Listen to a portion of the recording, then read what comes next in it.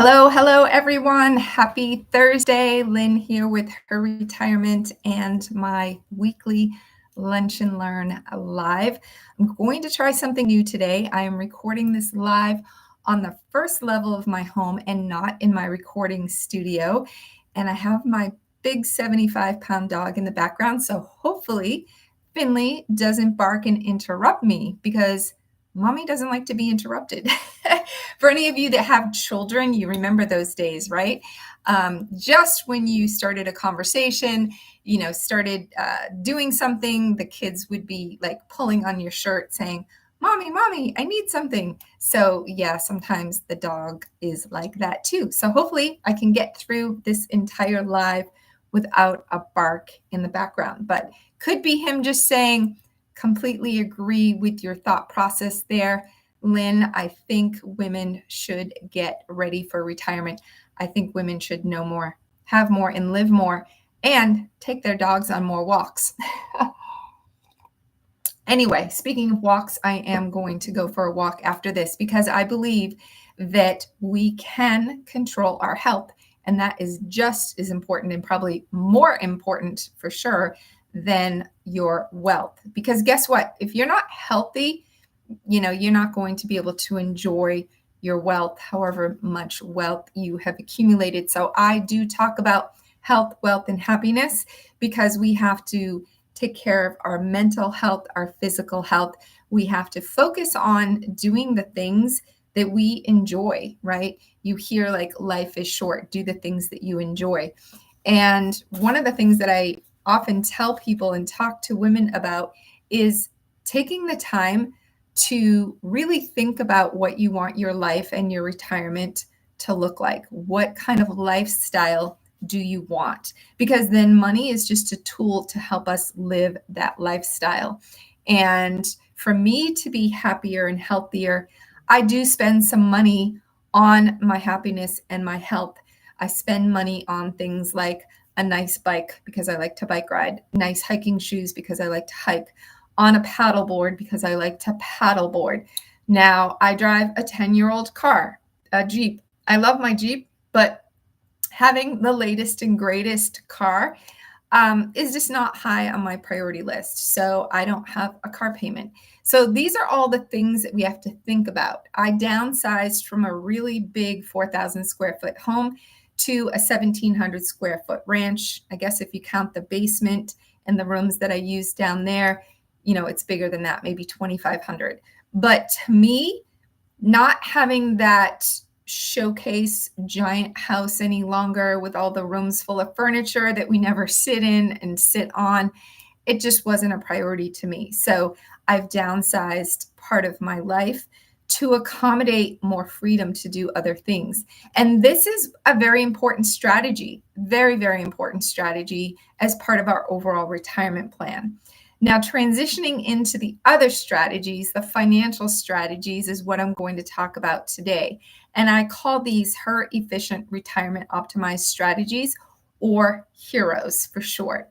Kind of liked how that worked out because I love the tagline that I've trademarked, be the her in H.E.R.O, because I want women to take control of their financial life, of their retirement, to plan with intentionality, because I believe you can live a better, more intentional and financially secure retirement when you focus on it, when you educate yourself, when you assess what you have, what you'll need, and what your gaps are, and when you take action, meaning getting a plan in place and then following through on that plan. Either DIY, do it yourself, you can learn all this stuff, commit time, or if you're like one of my best friends, who works with us, she was like, I'll come to class, I'll get educated. You can teach me about these different strategies when we meet, but I have better things to do. I don't want to manage my own finances. I don't want to manage my own retirement plan. You guys are the experts. You've been doing this, your careers. I want to go out and do other things. So everybody's situation and how they want to spend their time is different.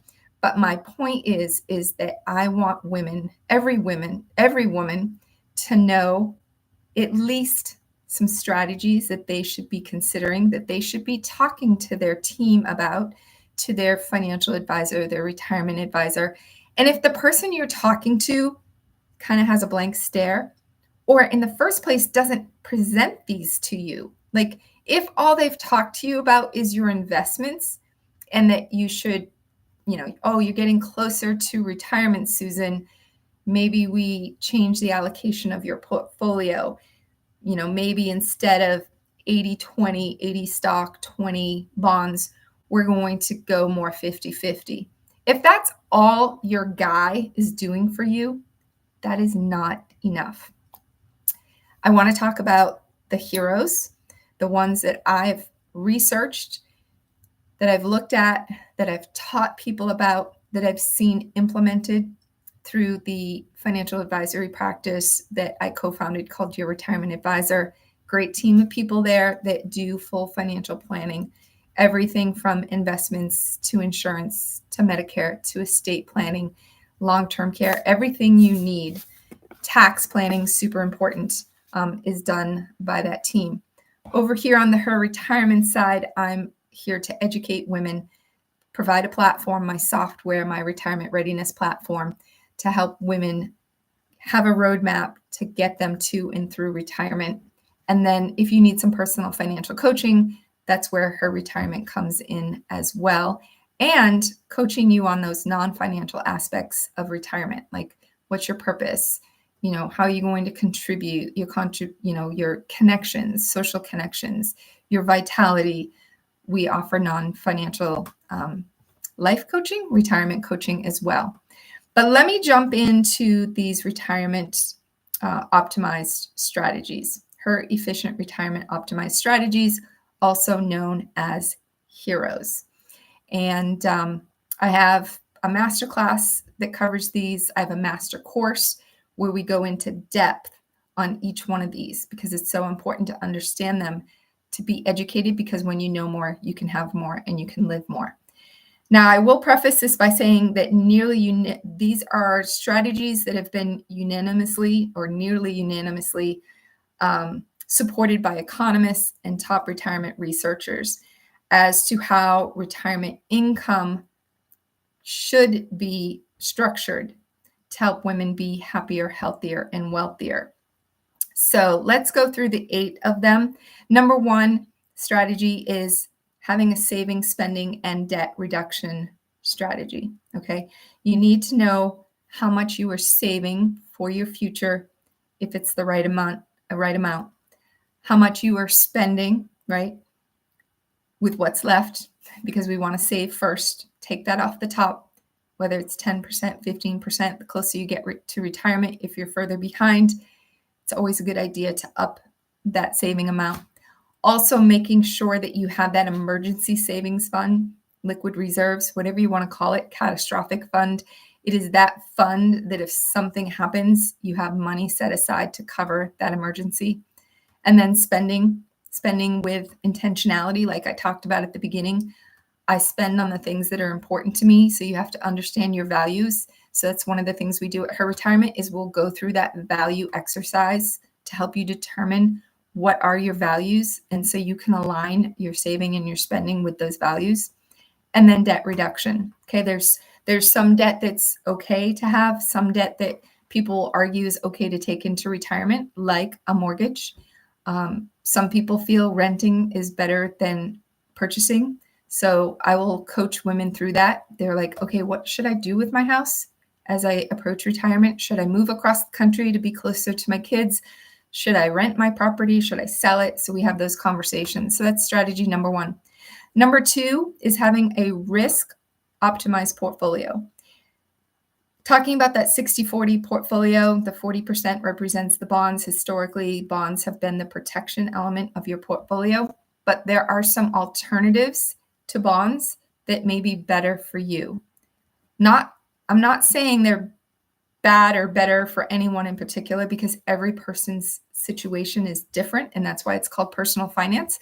So if someone says, oh, never replace your bonds with a fixed indexed annuity, or maybe something called a buffered ETF, they don't know. They're making a generic statement, and I don't like those generic statements because, as my mother used to say, there's more than one way to skin a cat. And so I believe that there are different solutions that could help you have that risk optimized portfolio. And it's dependent on a lot of factors, what the makeup of that portfolio actually ends up being. But I do believe that stocks need to stay in your portfolio in retirement because they are the biggest hedge against inflation and they provide the growth factor. But then what do you do with the rest of your portfolio? How do you de-risk it? Because that is one of the greatest risks to your retirement. If you're relying on that 401k or that IRA for the bulk of your income, so you're going to roll it out of your employer, let's say, into, self-directed IRA, and you're going to draw money from it each and every year for your income, or every month or every week, how much do you take and how long it will last is a key factor. So you need that. If you are dependent on that portfolio, it's really one of the most important decisions as to how that portfolio is allocated and that it's protected from stock market decline. So in my masterclass, I share a few slides on, different times throughout history when you retired, how long your money would have lasted. And so if we look at those down market periods, your money could run out very quickly. Are you okay with that level of risk? If you're not, then maybe you're going to have a more conservative portfolio, a more risk protected portfolio. But this is part of the strategy. This is part of the analysis to help determine in this strategy, what is that risk protected portfolio look like? How is it allocated to meet your needs? And we use something called a retirement income style awareness. It's a tool that you fill in all the information. It's looking at what you want. And then the software is going to come back and recommend a style or a strategy that meets what you put in. So it's not some advisor saying, oh, this is what you should have for a solution. This is you inputting the information and the software coming back and saying, based on you, Susan, this is what you should look at for the protected part of your portfolio and the market return part of your portfolio. So that's a pretty cool tool because it is very objective. It's not biased, and it's based on you inputting the information versus some insurance guy saying, "Oh, we're gonna put the biggest part of your portfolio in an annuity," or vice versa. The investment guy who I've talked to in the past, investment guys who've said, "Run away from annuities." Like, dude, have you done the research? They haven't, by the way. All right, so that's number 2. Number 3 is income for life. So we know we have guaranteed income sources like Social Security. That is a guaranteed income source. We have pensions, those of us that are lucky enough to have pensions. You might have a home equity conversion mortgage or a reverse mortgage. That is another form of a guaranteed income stream. So we have these guaranteed income sources, which are great. But Social Security is maybe 30%. It wasn't designed to be 100% of your retirement income. It's only designed to be about 30%, maybe up to 50%. So you need, in my opinion, it's proven, people that have more guaranteed income are happier and they are healthier. But how do we produce that? Okay. There are multiple ways. Part of that is how your portfolio is allocated, but you need to look at all of your income sources and do a retirement income projection and see how much income you have.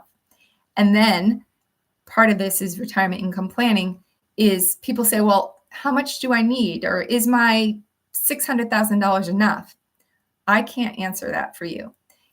What you need to figure out is, what are you going to spend in retirement?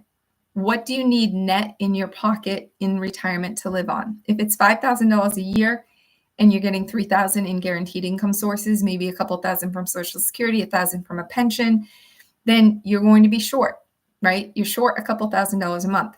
Okay, well, then we do a projection to say, based on how your portfolio is allocated right now, will it be able to generate $24,000 a year?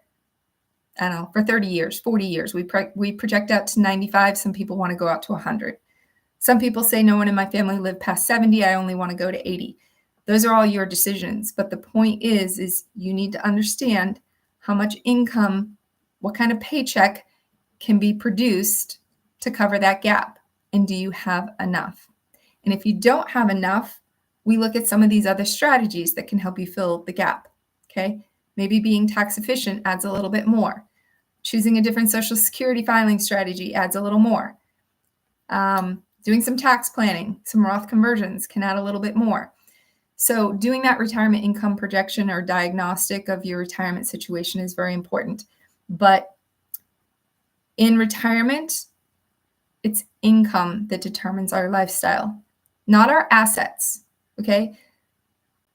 In some cases, you can generate income off of your assets like your home. But in retirement, it's all about the income you can generate, not so much your assets. Okay. Number 4 is tax efficiency. I talked about that a little bit. So for some people, tax efficiency and tax planning is huge. Tax strategies like Roth conversions have a major impact. For some people, tax strategies might not have as big an impact. But tax planning is one of those, or tax strategies, tax efficient strategies, is one of those areas where you really don't have to like work more, save more.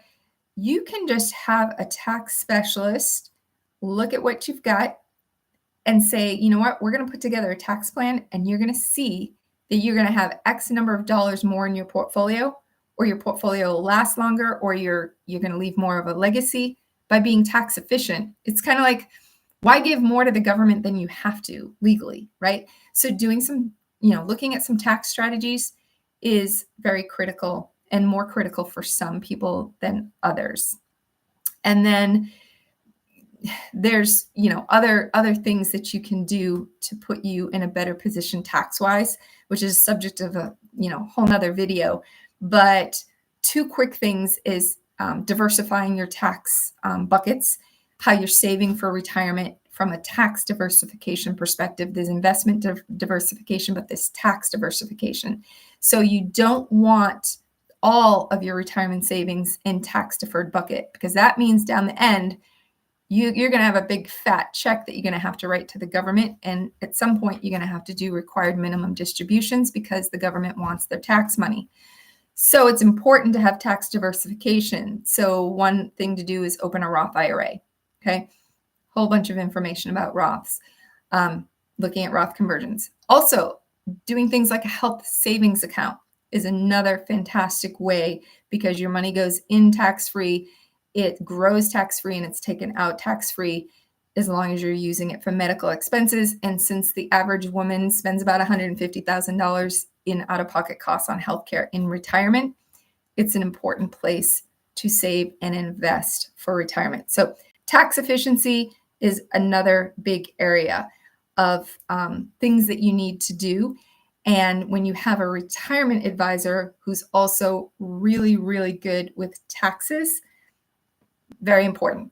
One side note is you could take this chart, I have it as a checklist, and you can take it to your advisor. Number one, if he's never brought up this stuff, and I say he because 80% of advisors are men, but if he or she has never brought up some of this stuff and you're getting close to retirement, that's the first red flag. But if you like them and you want to kind of give them the benefit of the doubt, see what they know, take this checklist and say, okay, can you help me with these things? Explain to me how you're going to help me.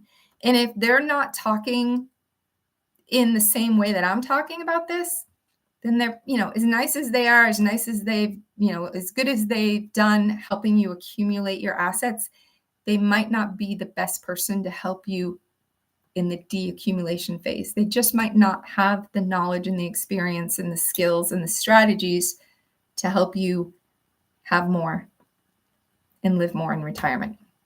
All right. 1, 2, 3, 4. We're on 5. Healthcare, life insurance, long-term care.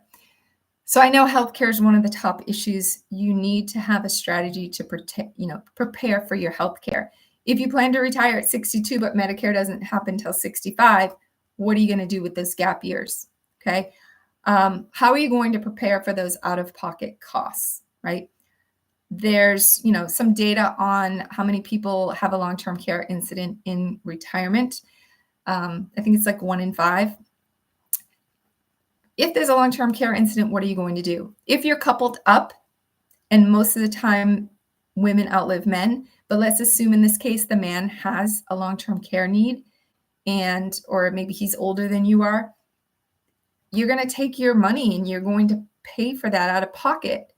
He passes away, and much of your nest egg went to his care. That's why a lot of women retire, and they are in poverty because they've exhausted their nest egg on healthcare expenses for the spouse. Now, some of these statistics and information is scary, and it's kind of an alarmist perspective, but we have to be prepared for the worst. And thinking back to the risk optimized portfolio, we have to run our numbers in down markets, average markets, and above average markets, because we need to know if we're going to make it in all market environments. Kind of the same analogy. I know we're all going to practice good health habits, physical, mental, what we eat, because 80% of our health is in our control, 20% is genetic. A lot of people don't believe that, but it's actually true. There's statistical evidence on that. We want to plan for okay, nothing's going to happen to me. My mom didn't take a pill until she was 84 years old. Vitamins. It's all she took. She was so blessed. 84, she got diagnosed with ovarian cancer. That was completely out of her control. So there are those situations that we need to be prepared for, right? We need to be prepared for those times when we're not healthy because we weren't in control. Or if we're unhealthy, and that's the lifestyle we choose, and we're going to have large bills, medical bills, it's better to be prepared for those. Okay, so these strategies are all about preparation. And anything in life, preparation and planning is key, but it's so important in retirement that you have or consider these strategies. How do you pay for long-term care? Lots of different options. One is leveraging your home equity, which is the next strategy that I'll talk about. Doing riders on a life insurance policy is an option. Paying out of pocket, obviously, is an option.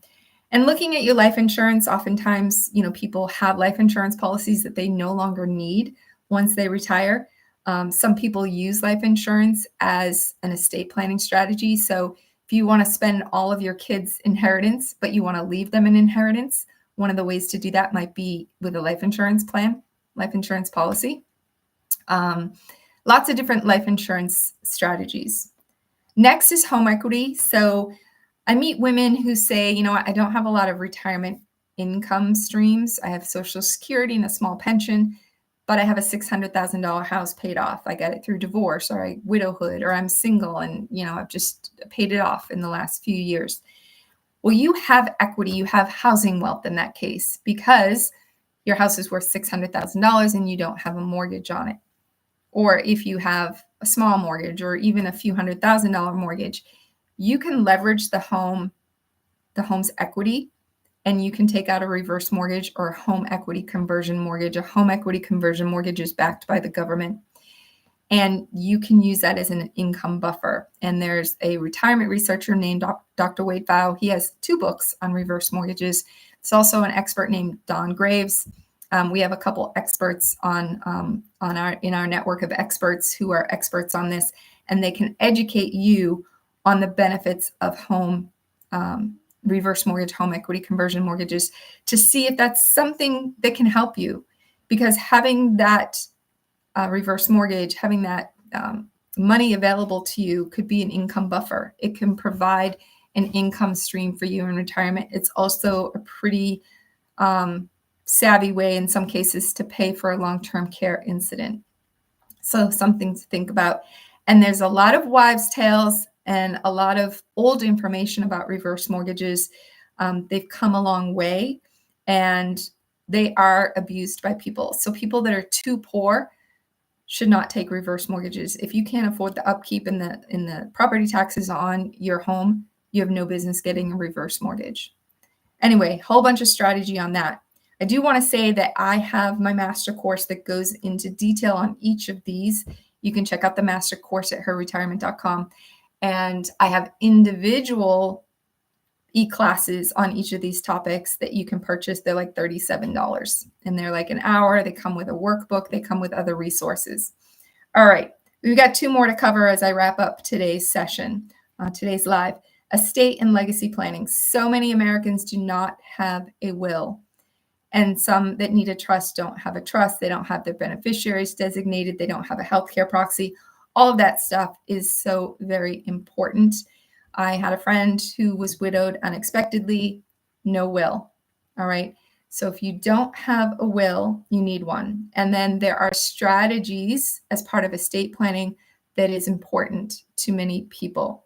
So if you need help with your estate and legacy planning, and there's tax parts of that, we do have some experts in our network, in the H.E.R. Retirement Network. I do have a network of experts, a network of professionals that I'm curating, that I'm pulling together, I'm vetting to help women get connected with these experts. Because if you go down the Google rabbit hole, it gets really confusing. And I look at affordability and accessibility. And those are 2 criteria for people that are in my network of professionals, affordability and accessibility, and I vet them. So I'm never going to refer you to a company that I myself haven't vetted and that I feel are going to do a good job for you. So very important to have your strategies in place. I also have an emergency planner. I call it the H.E.R. Personal Information and Emergency Binder. It's a planner, and it's 130 pages, and it doesn't replace a trust and a will. It goes along with your other estate planning documents. And this is a complete binder, one place for you to put all of your financial legal information, so that should you become incapacitated, should you pass away, somebody that you care about has access to this. And maybe you only give access to it, when you pass or become incapacitated, maybe through your lawyer. It's a PDF, so you can fill it out online. You can print it out, put it in a 3-ring binder, but it has all of that information, passwords, accounts, end of life wishes. There's a whole section in the back that I call love letters, where you can write those letters to the people you care about, some of your memories, some of the thoughts, some of the wisdom that you want to share. So it's practical, but there's also kind of that emotional, important part of sharing all of your thoughts, and making sure that your end of life wishes are carried out, where you want to be buried, do you want to be cremated, all those things that are really hard to talk about, but so important. I created this after my mom passed because I had a list that she left me, cancel my license, go to Social Security, like all these really practical things. She left me a nice letter also that was more personal, but she was really thinking practically about all this stuff, and she had a file folder of things. But I wanted more. I needed more. I didn't have all the information I needed. So, I sat here at my laptop crying on multiple occasions as I put this thing together, because I'm like, oh my goodness, I bet so many people could use this. So it's called the H.E.R. Personal Info and Emergency Planner, and you can go check it out at heremergencyplanner.com. All right, the final strategy for today's session, and I've been trying to tell myself that I'm going to keep these lives to 30 minutes, is semi-retirement. Yes, working in retirement. So I call it semi-retirement. Oftentimes, people want to work. They love what they do, or they want to, give up the commute and they want to start consulting. I was talking to a woman the other day who wants to do consulting based on her experience, because she wants to stay professionally engaged. She wants to keep those connections. She wants to keep her brain sharp. She loves what she does. And there's no reason, because people say that you can take Social Security and retire at 62, that you have to. Like, the closer I get to 62, I'm like, oh man, I'm just getting started. Like, I don't feel like I'm ready to stop working. I love what I do. I found this passion. I want to educate and empower women to take control of their money and their life and their retirement. So I can't imagine retiring yet, but I don't have grandkids yet. Maybe things will change when that happens. But if you continue to work past those traditional retirement years, guess what? Your portfolio is going to last longer. right? Your Social Security will continue to go up 8% every year. It's a pretty good return when you think about it. 8% return the longer you wait every year to collect your Social Security. So your money will last longer, even if you work part-time, 10,000, 20,000 a year. Some people actually, quote, retire. They give their boss the boot and they start a consulting gig and they're making more money in their retirement years than they were pre-retirement traditional years. So I think, especially for women, because of our pay gap, because we've saved less, we live longer, of all the challenges and the things maybe that we haven't done, we haven't saved enough, we haven't earned enough, continuing to work is one of the 8 strategies. One of the 8 strategies that I need you to think about and understand that it may be an important strategy for you in your retirement. And so maybe pre-retirement in your working years, you think about what could you be doing part-time. Start a side hustle. You become an empty nester, start a side hustle. Experiment with some different side hustles.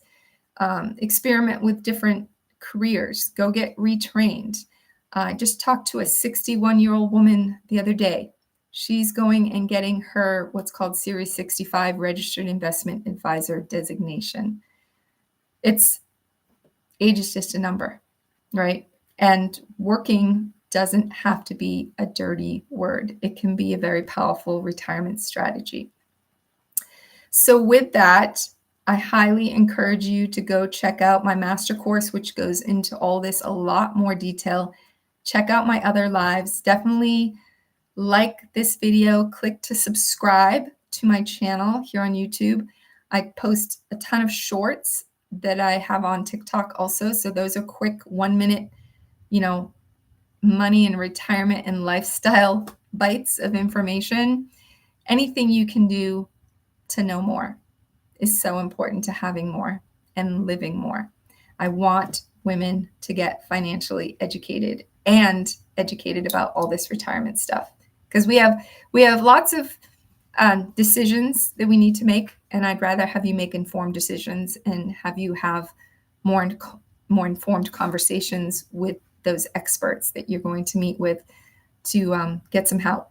So if you want a retirement income diagnostic, or a diagnostic that looks at all these strategies, basically we see the effect of these. We take some information from you and we say, okay, if we plug in some of these strategies to your personal financial situation, will it change your outcome?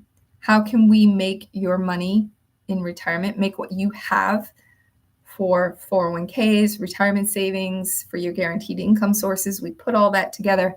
How can we make that more efficient and reliable? And we're going to give you that information, and it's complimentary. So if you want to check that out, definitely reach out to me, and I'll hook you up. All right.